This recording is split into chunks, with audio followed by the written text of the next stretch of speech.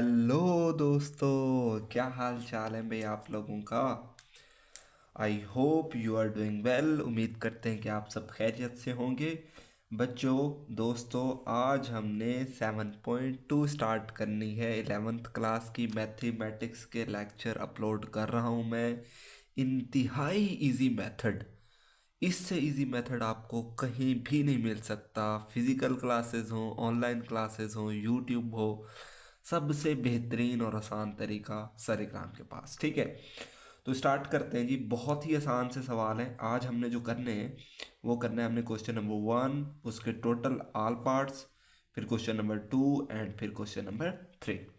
इस लेक्चर में हम पहले 3 क्वेश्चंस को स्टडी करेंगे, अंडरस्टैंड करेंगे कि किस तरीके से हमने सवालों को सॉल्व करना है। बहुत आसान सा काम है यार। देखें, क्या देखना है जी, आपने देखना ये है कि सबसे पहले सब्सक्राइब करना है चैनल को। क्या आपने क्या समझा, मैं सवाल समझाने लगा हूँ? नहीं नहीं नहीं नहीं, सब्सक्राइब करें, लाइक करें। नहीं, लाइक उस वक्त करना है जब आपको लेक्चर समझ में आए। ठीक है, तो अब स्टार्ट करते हैं क्वेश्चन नंबर 1, पार्ट नंबर 1। अगर मैं इसी सवाल को अगर मैं लिखूं ऐसे, NPR, NPR, यहाँ पर जो वैल्यू होती है उसको कहते हैं हम N, जो यहाँ पर होती है उस वैल्यू को कहते हैं R, और ये है जी P फॉर परमुटेशन। इसका क्या मतलब होता है, अगर आप ये समझना चाहते हैं तो फिर उसके ऊपर एक अलग लेक्चर बनाएंगे। अभी हम जस्ट क्वेश्चंस को सॉल्व कर रहे हैं हमारे जो इम्तिहानी नुक्ता नज़र है उसके हवाले से, कि क्वेश्चन कैसे सॉल्व करना है, कैसे नंबर्स लेने हैं। ओके, तो ये जो n होता है यहाँ पर हम लिख देते हैं n फैक्टोरियल। ओके, फैक्टोरियल वाला लेक्चर मैंने आपको 7.1 में पढ़ाया था। ठीक है, उसके बाद नीचे लिखते होते हैं n-r फैक्टोरियल। मतलब अगर ऐसी चीज लिखी हुई होगी तो हम उसको ऐसे लिख देंगे। ठीक है, जो यहाँ पर नंबर होगा उसका फैक्टोरियल, फिर जो डिवाइड वाला साइन, फिर ऊपर वाला नंबर माइनस नीचे वाला नंबर, और फिर उसका फैक्टोरियल। बहुत आसान सा है। एक छोटी सी और एग्जांपल लेते हैं बेटे, बस 2 मिनट, फिर हम सवाल जो हमारे एक्सरसाइज के हैं ना हम उसको स्टडी करते हैं, देखते हैं। 2 मिनट रुक जाओ। यहाँ पर मैं लिखता हूँ 3 और यहाँ पर लिखता हूँ मैं 1। तो मैं इसको क्या लिखूंगा, ऊपर है ये n, फॉर ये जो नंबर है ना इसको हम कहते हैं n, ये है 3, तो 3 का क्या आ जाएगा, फैक्टोरियल। ठीक है, फिर हम लिखेंगे 3-1, 3-1 और फिर इसका फैक्टोरियल, और फिर हम इसको सिंप्लीफाई करेंगे और बहुत आसान है। देखें, अच्छा, ये जो बात है, अगर आपने 7.1 का लेक्चर, कोई भी लेक्चर नहीं लिया, ठीक है, तो उसके लिए, उन बच्चों के लिए मैं यहाँ पर थोड़ी सी बात ऐड करना चाहता हूँ। इस 3 फैक्टोरियल को हम लिखते होते हैं 3 × 2 × 1, और नीचे 3-1 क्या आ जाएगा, 2 फैक्टोरियल। ठीक है, तो ऊपर वाले को क्या लिखेंगे हम, 3 × 2 × 1, और नीचे वाले को 2 × 1, तो 1 से 1 कट जाएगा, 2 से 2 कट जाएगा, 3 हमारे पास आंसर आ जाएगा। ठीक है, अब हम करते हैं एक्सरसाइज का सवाल। बहुत प्यारा सा सवाल है, बहुत ही आसान सा सवाल है। ये वैल्यू वैल्यू वैल्यू लिखते हैं हम ऊपर, 10 फैक्टोरियल आ जाएगा ऊपर। फिर क्या करेंगे, 10-5 ऊपर वाली वैल्यू, फिर जो यहाँ पर है उसको माइनस कर देते हैं, 10-5 और फिर ब्रैकेट और फिर फैक्टोरियल। ठीक है बच्चों, अब 10 फैक्टोरियल को क्या लिखेंगे हम, 10 × 9 × 8 × 7 × 6 एक नंबर कम करके हम मल्टीप्लाई करते जाते हैं। ठीक है, और नीचे 10-5, तो 5 का फैक्टोरियल आ जाएगा। तो हम ऊपर वाली को लिखेंगे 10 × 9 × 8 × 7 × 6 × 5 और इसका फैक्टोरियल, और नीचे क्या आ जाएगा, 5 फैक्टोरियल। अब आप कहोगे, कुछ बच्चे कहेंगे कि सर ये तो आगे 4 × 3 × 2 लिखना था। देखें, अगर कोई नंबर 11 है, फॉर एग्जांपल नंबर 11 है, या एक 12 नंबर है और उसका फैक्टोरियल आ रहा है, तो हम उसको कैसे लिख सकते हैं, हम उसको लिख सकते हैं 12 × 11 × 10, फिर उसका फैक्टोरियल डाल सकते हैं। हम उसको आगे भी बढ़ा सकते हैं, मतलब मल्टीप्लाइड बाय 9 मल्टीप्लाइड बाय 8। अगर हम 8 पर रोक दें तो फिर हमें क्या करना पड़ेगा, उस नंबर के साथ फैक्टोरियल लगाना पड़ेगा। हमने 5 पर गिनती रोक दी तो इसके साथ हमें फैक्टोरियल लगाना पड़ेगा, ठीक है। या तो हम 1 तक ले जाएं, अगर हम उधर नहीं जा रहे तो यहाँ हमने 5 पर रोका है तो 5 के साथ फैक्टोरियल लगाना पड़ेगा। क्यों किया हमने ऐसा, क्योंकि हमें पता था नीचे 5 फैक्टोरियल बनेगा तो ये आपस में कट जाएंगे। तो अब आपने कैलकुलेटर उठाना है और इन 5 वैल्यूज़ को मल्टीप्लाई कर लेना है। तो मल्टीप्लाई करोगे तो आंसर आएगा 30,240, ठीक है। कैलकुलेटर से आपने सॉल्व कर लेना है। दूसरा पार्ट इसका बच्चों, अभी रजिस्टर उठाओ और अभी जो है अपना दूसरा पार्ट इसका करो। मैं तीसरा करा रहा हूँ आपको, ठीक है। तीसरे में एक छोटी सी बात और ऐड हो रही है, दैट्स वाई कि मैं उसको सॉल्व कर देता हूँ। वो है जी 7 आपका परमुटेशन और फिर 7 है, ठीक है। तो इसको सॉल्व करते हैं, ज़्यादा मुश्किल नहीं है, ज़्यादा कोई लंबा चौड़ा काम नहीं है बच्चों। देखो क्या करना है, आपने यहाँ लव सॉल्व लिखते होते हैं, लिख लिया जी। तो ऊपर वाला है 7 तो आ गया 7 का फैक्टोरियल। अब ऊपर वाला फिर माइनस यहाँ वाला, तो 7 माइनस 7 इसका फैक्टोरियल ऐसे आ जाएगा ना बच्चों। तो 7 का फैक्टोरियल क्या होगा, 7 multiplied by 6 multiplied by 5 multiplied by 4 multiplied by 3 multiplied by 2 multiplied by 1। अब 7 माइनस 7 वो क्या होता है, 0 फैक्टोरियल। क्या होता है, 0 आ जाएगा ना, 7 माइनस 7 0 होता है, फैक्टोरियल है तो फैक्टोरियल आ गया। उसके बाद क्या करना है, आपने इन सब को मल्टीप्लाई कर लेना है। इन सब को अगर हम मल्टीप्लाई करें तो हमारे पास जवाब आता है 5040। क्या आता है, 5040। और जो 0 फैक्टोरियल होता है वो 1 के बराबर होता है। किस चीज़ के बराबर होता है, 1। अब नीचे 1 लिखें या ना लिखें तो हमारे पास ये क्या आ गया जी, आंसर आ गया। अब इसका जो चौथा पार्ट है वो आपने करना है। देखें कौन कौन सा पार्ट आपने करना है, ये आपका होमवर्क है, आपकी असाइनमेंट है, ताकि आपकी भी स्किल्स जो हैं सवाल सॉल्व करने की वो थोड़ी सी बूस्ट होती जाए। आपका पार्ट नंबर 2 आपने करना है, पार्ट नंबर 4 आपने करना है अभी। और फिर करने के बाद आपने क्या करना है, कमेंट करना है। क्या कमेंट करना है कि पार्ट 2 एंड पार्ट 4 डन, ठीक है, कि दूसरा और चौथा आपने डन कर लिया। अब हम करते हैं जी इसका क्वेश्चन नंबर 2 और उसके पार्ट्स देखते हैं। अच्छा बच्चों, यहाँ पर मैंने क्वेश्चन नंबर 2 लिख लिया है, find the value of n। This question is very very important बच्चों। ये as a short question Bahawalpur board हो, मुल्तान हो, गुजरावाला, साहिवाल, लाहौर, रावलपिंडी, जितने भी बोर्ड हैं उसमें मोस्टली 80-90% चांसेस हैं इस क्वेश्चन के आने के। हर साल एज अ शॉर्ट क्वेश्चन ये मोस्टली आते होते हैं, ठीक है। तो सवाल सॉल्व करते हैं, बहुत आसान है, बिल्कुल भी परेशान नहीं होना। देखें, और सारी कराम के होते हुए परेशानी होती है, बताओ होनी चाहिए, नहीं होनी चाहिए। सारी कराम है तो मैथ की परेशानी ख़त्म, कंप्यूटर की परेशानी भी ख़त्म, ठीक है। बाकी जो है अगर आप चाहते हैं कि मैं उसके नोट्स प्रोवाइड कर दूं, इम्पोर्टेंट बता दूं, कोई स्पेसिफिक टॉपिक समझना हो तो वो भी मैं आपको समझा सकता हूं, ठीक है। वो आप अगर कमेंट करेंगे तो। अब इसको क्या लिखेंगे बेटे, ये ऊपर वाली वैल्यू है तो इसका फैक्टोरियल आ जाता है ऐसे ना, ये फैक्टोरियल आ गया। फिर आप क्या करते होते हैं, यहाँ वाली वैल्यू माइनस और इधर वाली वैल्यू, तो यहाँ आ जाएगा n-3 का फैक्टोरियल इज इक्वल टू 504। यहाँ तक तो बहुत काम आसान था, आगे भी बहुत आसान है, ठीक है। अभी करते हैं जी, इस n फैक्टोरियल को हम क्या लिख सकते हैं, ये मैंने 7.1 में बताया था। जिन बच्चों ने लेक्चर नहीं लिया उनके लिए मैं दोबारा बता देता हूँ।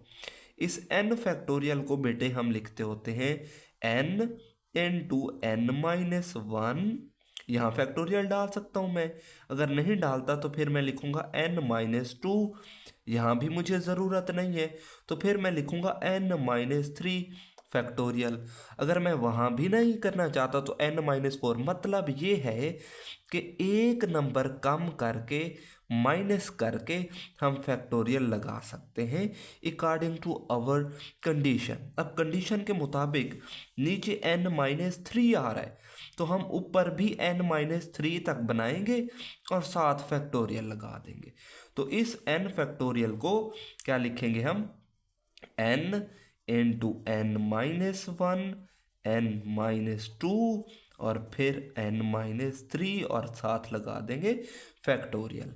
ये किस तरीके से है, ये भी इसका भी बच्चों प्रूव है और ये अकॉर्डिंग टू है जी आपका लॉ ऑफ परमुटेशन।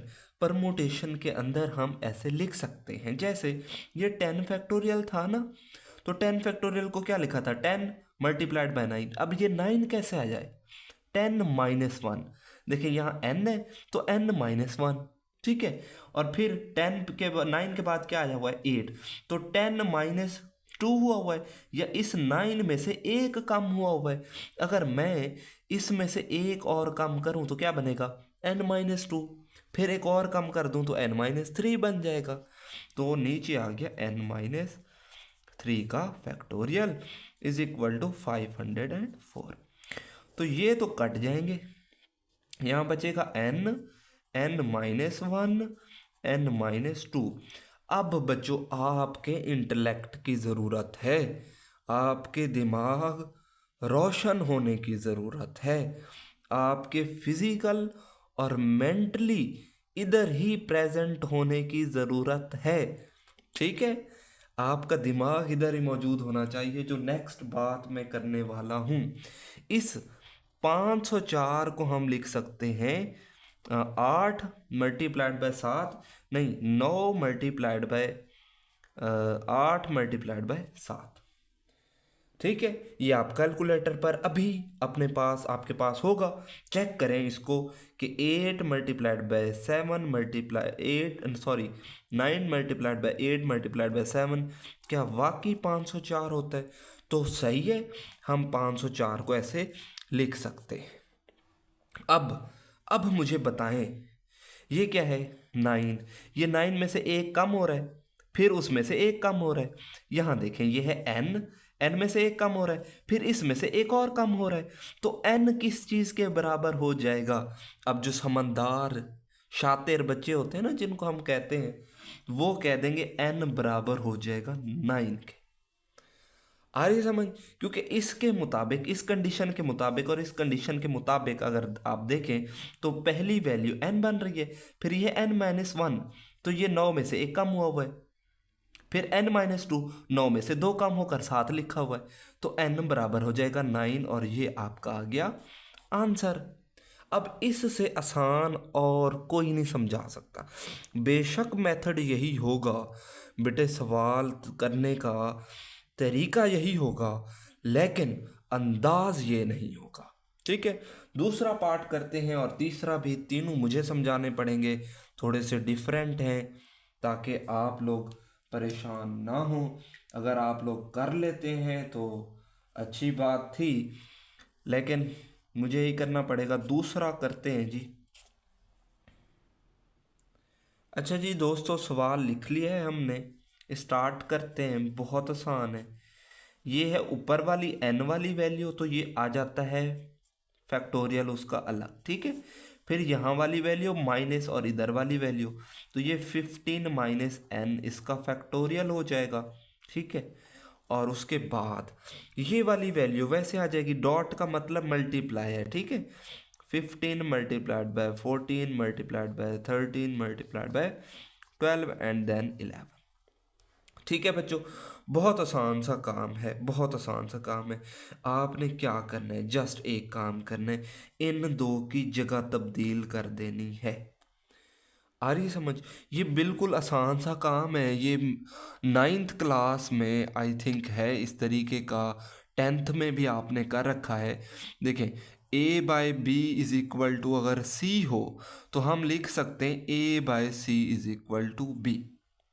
आ रही है समझ? हम इन दो की जगह तब्दील कर सकते हैं according to rules of mathematics. Mathematics के रूल्स के मुताबिक हम इधर वाली की जगह तब्दील कर सकते हैं, इसी तरीके से इधर वाली की भी कर सकते हैं। ठीक है, तो क्या आ जाएगा?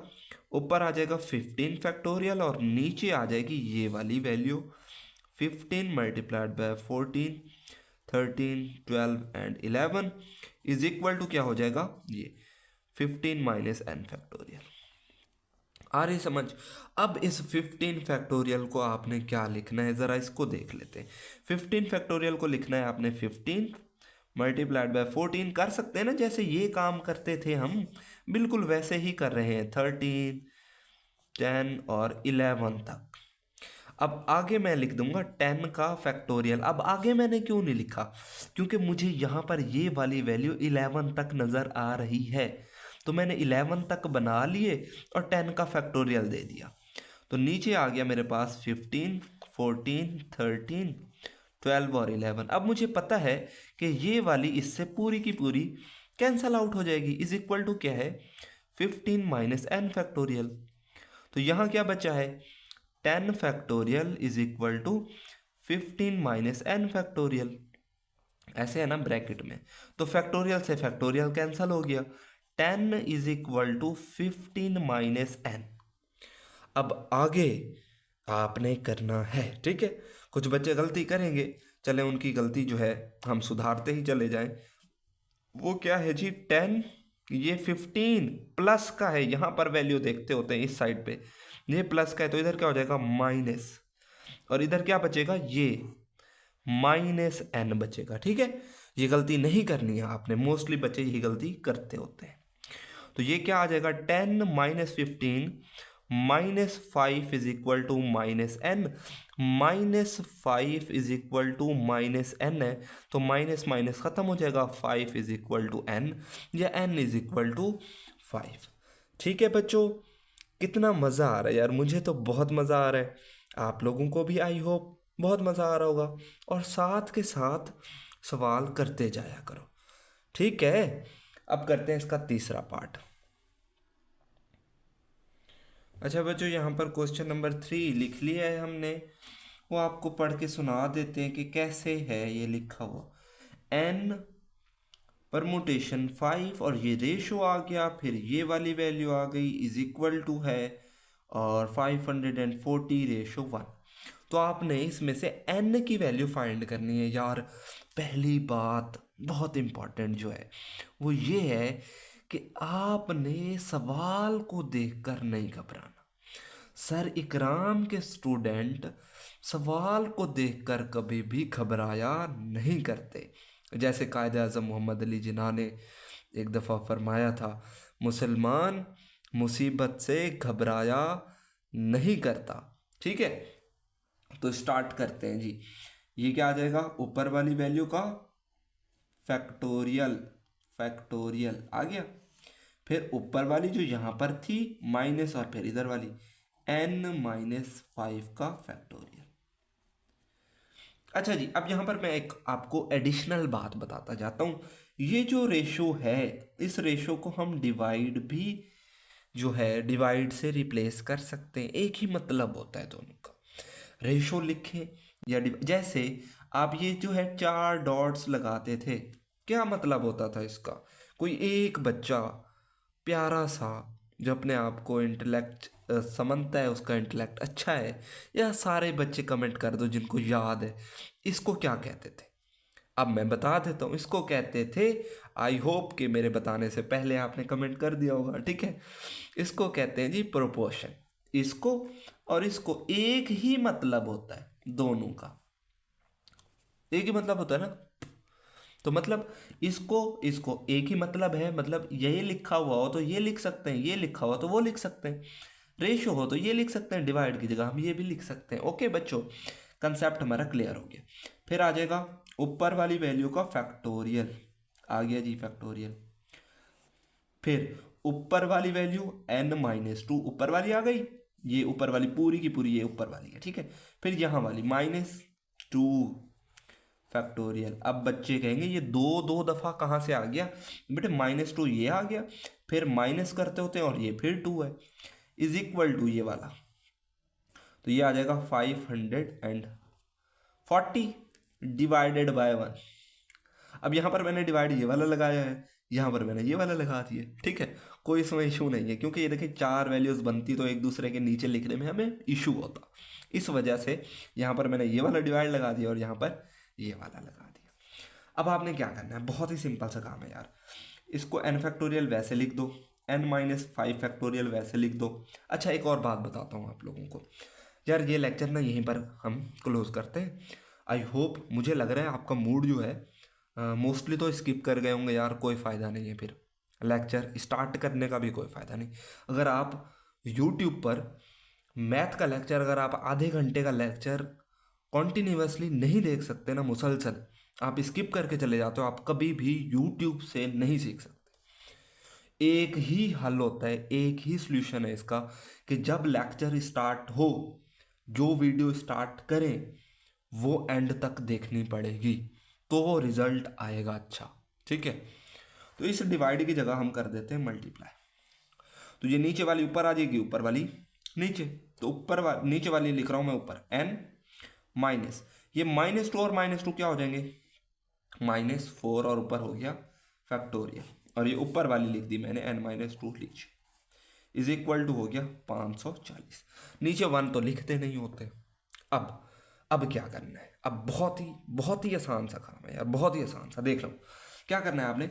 इस n फैक्टोरियल को आपने लिखना है n-1 n-2 और इसका दे देना है फैक्टोरियल। क्यों किया हमने ये, हमें पता है यहाँ पर यार n-2 फैक्टोरियल आ रहा है, हम यहाँ से काट देंगे।